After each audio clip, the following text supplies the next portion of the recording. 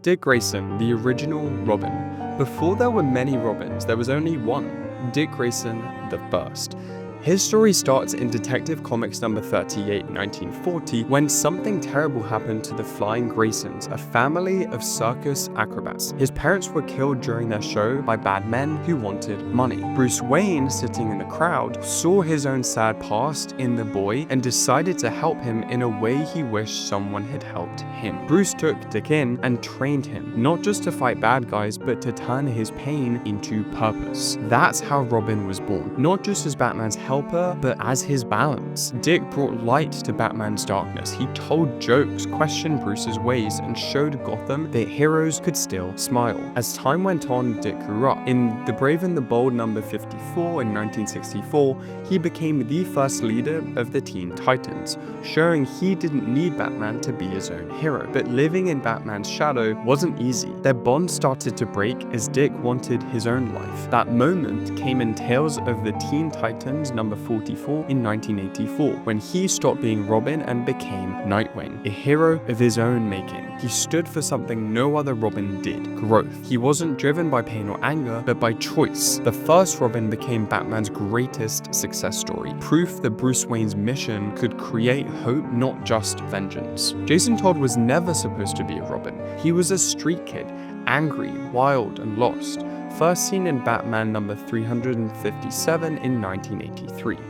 Batman met him in Crime Alley, trying to steal the tires off the Batmobile. Instead of punishing him, Bruce saw himself, the same anger, the same pain, and decided to help him find a path. Jason became the second Robin, trained to fight crime and carry on Dick Grayson's legacy. But Jason was nothing like Dick. He acted before thinking, felt too deeply, and didn't always listen. Everyone noticed, fans and even Batman. Their bond was never calm. It felt more like a ticking bomb. That bomb went off in Batman: A Death in the Family in 1988. When Jason tried to find his missing mother, he was caught by the Joker, beaten with a crowbar, and left to die in an explosion. What made it unforgettable was how it happened. Fans voted by phone to decide his fate, and they chose death. It was the first time readers themselves killed a hero. Batman never got over it. He blamed himself for bringing a child into his war. Jason's death became the scar of that time, the reason Batman swore never to take another partner. But death didn't stop Jason Todd. Years later, he returned in Batman Under the Hood in 2004, brought back to life by Ra's al Ghul's Lazarus Pit. But he wasn't the same. Now calling himself the Red Hood, Jason used his pain as fuel for revenge, killing criminals instead of saving them. He wasn't Robin anymore. He was what Batman feared he might one day become,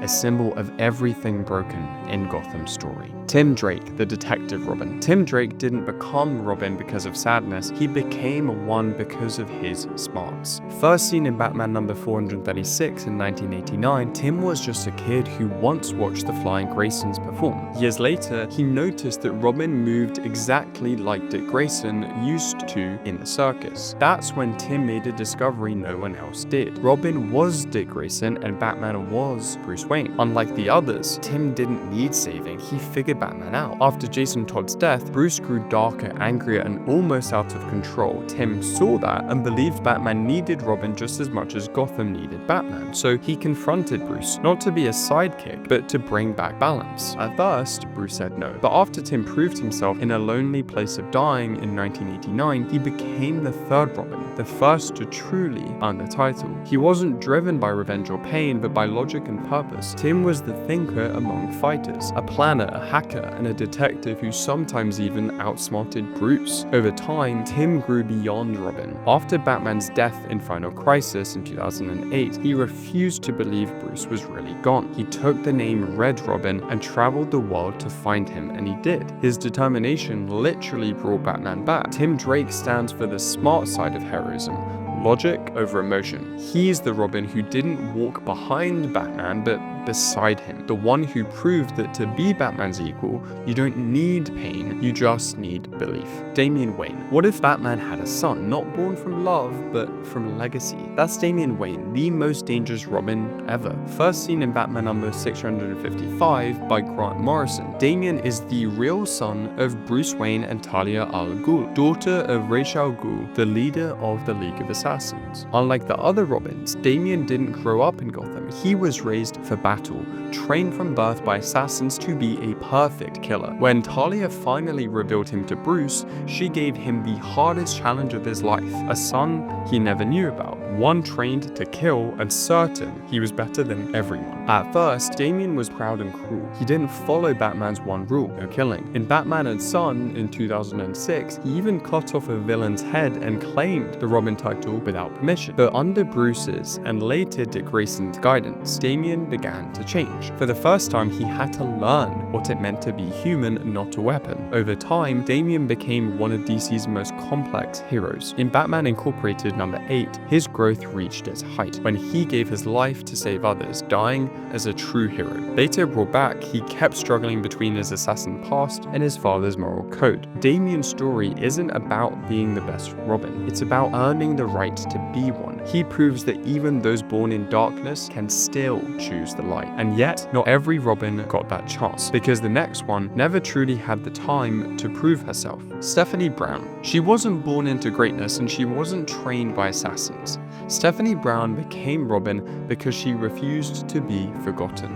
First appearing in Detective Comics number 647, Stephanie started out as a spoiler, a young vigilante who wanted to stop her father, the smart-time villain Cluemaster. She wasn't the strongest or the smartest, but she had determination, and in Gotham, sometimes that's all you need. After Jason Todd's death and Tim Drake's growing doubts about being Robin, Stephanie stepped into the role in Robin number 126. It was a proud moment, Batman finally giving her the chance to fight beside him. But it didn't last. Her fiery spirit, the same one that made her brave, also made her reckless. During War Games in 2004, she tried to prove herself by bringing Gotham's gangs together under one of Batman's plans, a plan she wasn't ready to lead. It went terribly wrong. The city fell into chaos and Stephanie was captured and tortured by Black Mask. She died from her injuries, or at least that's what everyone thought. Her death shook Gotham, another painful reminder of how dangerous Batman's mission could be. But years later, Stephanie returned in Batman Spoiler Returns, taking back her old identity and eventually becoming Batgirl under Barbara Gordon's guidance. This time, she wasn't trying to prove herself, just to do good. Stephanie's time as Robin was short, but her mark was deep. She showed that being Robin isn't about being perfect, it's about having courage even when no one believes in you. Carrie Kelly.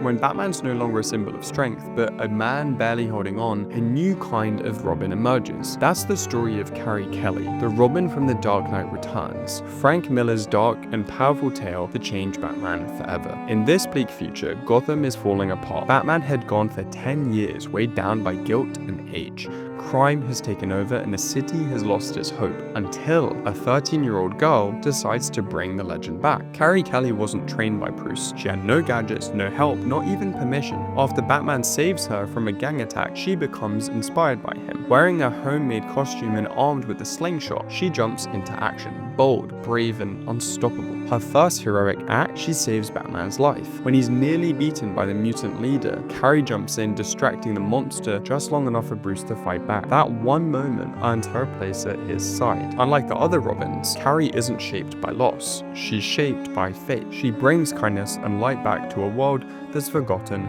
both. In The Dark Knight Strikes Again, she becomes Catgirl, leading Batman's army against a corrupt government. By The Dark Knight number 3, The Master Race, she carries on Bruce's legacy, now wearing the Batman's cowl herself. Carrie Kelly stands for rebirth, hope rising from ruin. She's the Robin who didn't just follow Batman, she saved him. Duke Thomas. What happens when Gotham finally gets a Robin who fights in the daylight? That's Duke Thomas, the Robin who broke every rule and became something completely new. Duke first appeared in Batman number 21 during 0 Year. He was just a kid trying to survive while the Riddler took over Gotham. Even as the city fell into chaos, Duke refused to hide. He saved people, gave them hope, and caught Batman's eye, not because of fate, but because of choice. After losing his parents to the Joker's gas in Endgame, Duke's world fell apart, but in instead of giving up, he stepped forward. He joined the We Are Robin movement, a group of teens who wore the R symbol to protect Gotham while Batman was gone. It wasn't about legacy, it was about belief,